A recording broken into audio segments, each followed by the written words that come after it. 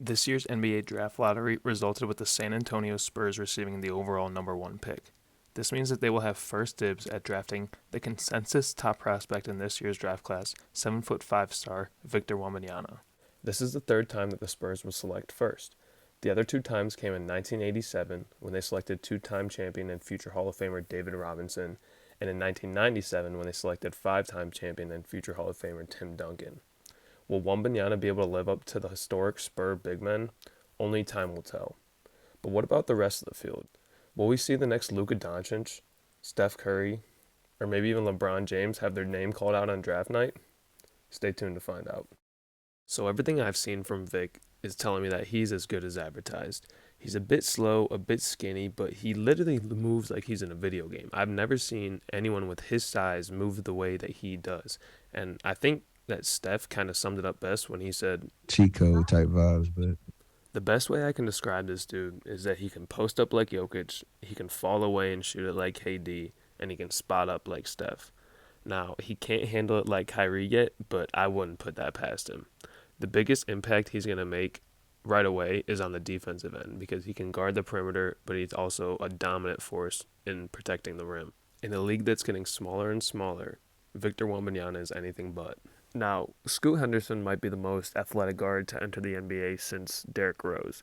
He's got an extremely quick first step, likes to get out in transition, likes to run downhill, but he's also an incredible playmaker, and he's really good at making reads with the ball in his hand.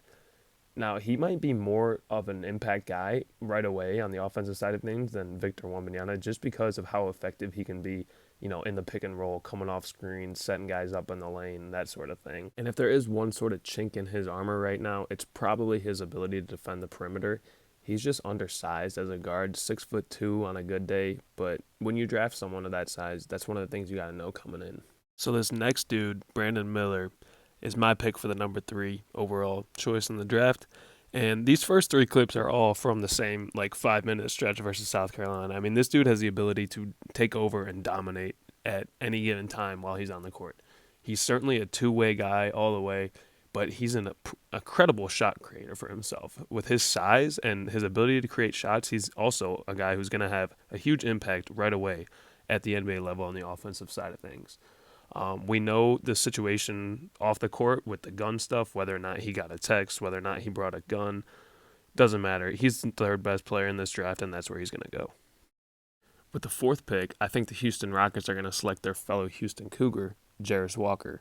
Now, this is a high-intensity, high-motor guy, 6'8", 240 pounds. He can guard just about anyone you put across from him.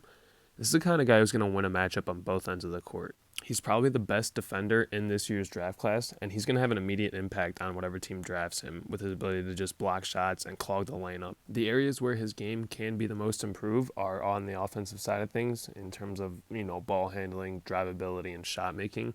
But I was impressed at how willing he was to get into the lane and how willing he was to take his man one-on-one. He's actually an above-average shooter as well.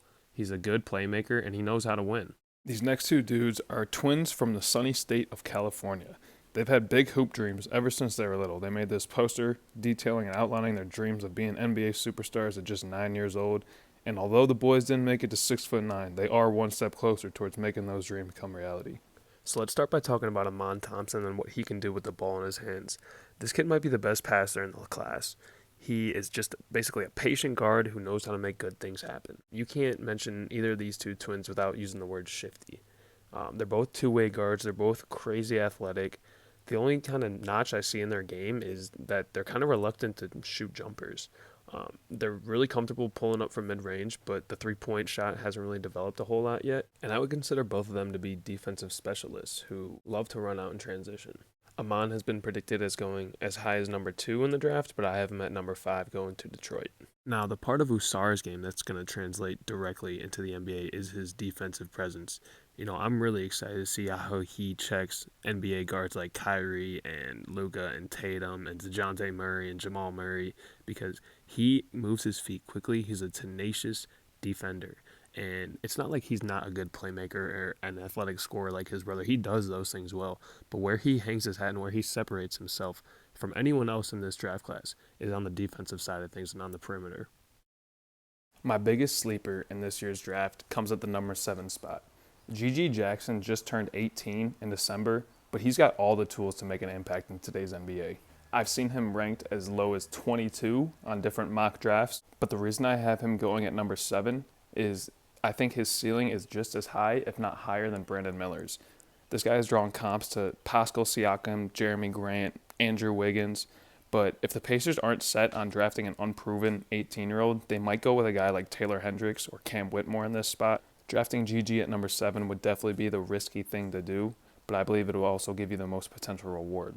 At number 8, I've got Cam Whitmore going to the Washington Wizards. Now, this is an athletic forward who plays both ends of the ball. He's definitely a two-way guy all the way. Super athlete on the offensive side of things and can switch on to just about anyone on the defensive end. At 6'7", 232 pounds, he's got an extremely quick first step for his size, and he's a skilled finisher once he gets into that lane. He's also shown the ability to pull up from 3, and that's going to open a lot of things up for him on the offensive side of things. The only thing I can really harp on the offensive side is his playmaking ability and sort of his ball handling. He just doesn't do a great job of always making the right decision at the right time. In 26 games at Villanova, there was only one time where he recorded more than 2 assists, and he averaged less than 3 free throw attempts per game. But that athleticism does help him out guarding the perimeter. He's able to stay in front of smaller guards. The only other hole I see in his game is kind of what he does off ball on defense. You can see on these next 2 plays, he kind of just falls asleep and has a tendency to allow backdoor cuts and looks at the rim. This year's number 9 pick belongs to the Utah Jazz, and I think that they're going to select Nick Smith with that pick. This is an active wing guy who just moves a lot without the ball in his hands. He's always getting himself good looks on the offensive side of things just because he never stays in one spot for too long. A lot of people are predicting Nick Smith to be the biggest bust in this year's draft. Coming out of high school, he's ranked as the top prospect in the 2022 class, but he only played 17 games at Arkansas last year. However, he did show spurts of greatness. Over the course of 6 games in February, he was averaging over 20 points and 3 assists per game. But the offensive consistency just is not at the level where it needs to be yet. Now, with that being said, he's an above-average playmaker once he gets himself into the lane, and he's an above-average perimeter defender as well. He's got good size, and he's got good speed. At the 10 spot, I've got Taylor Hendricks. Now, you want to talk about a kid who can score from anywhere on the court. This is him. Taylor Hendricks is a guy who's improving very quickly at a lot of things. He was only ranked in the top 70 of his high school recruiting class, but his shot making this year at UCF has been moving him up on a lot of people's draft boards. And the only thing he could really add to his game at this point is just the ability to do more things like this and create his own shot off the dribble. You really can't talk about Taylor Hendricks without talking about what he does defensively. He's not only a big-time shot blocker and rim protector, but he's just a big-time defensive presence on that end of the court, and he's a nightmare matchup for anyone that's across from him. Putting him at number 10 could be my most inaccurate prediction in this entire mock draft because he really has the talent and the ability to dominate the game, and he could go as high as number 5 in my eyes. Next, we got one of my absolute favorite dudes in this year's class, and if you haven't checked this dude out on Instagram yet, go ahead and follow Anthony Black on Instagram. I think it's that hair in the music.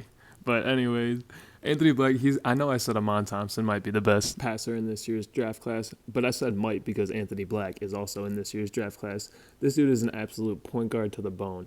But the problem with this point guard is that he's 6'7", and he gets down in the lane and makes plays like this too. Absolute crazy athleticism, and I don't know, I can't believe I'm saying this, but he kind of reminds me of Ja Morant. At number 12, we got another one of my absolute favorite guys, and that's Chiante George. Now, I got familiar with Chiante George through this channel, actually, just watching Baylor a whole lot, breaking them down early on in their season last year. And immediately, the first thing you notice about Chiante is that he's an absolute bucket. Just has the ability to get to his shot whenever he wants to. And the amount of tension that he garners off of pick-and-roll type actions, it really frees up his ability to bank plays for other guys. So you'll see him hopefully improve as a passer. And he definitely needs to improve as a decision maker when he has a ball in his hands, because there were a lot of times when Baylor's head coach Scott Drew couldn't even play him towards the end of the game because he just wasn't able to rely on what Chiante could do with the ball in his hands. He had a lot of turnovers, and the trust factor really was a problem for him in his first year at Baylor. Up next, we have a man who is straight out of the Curry School of Basketball. Jordan Hawkins is a lethal threat to score from beyond the arc.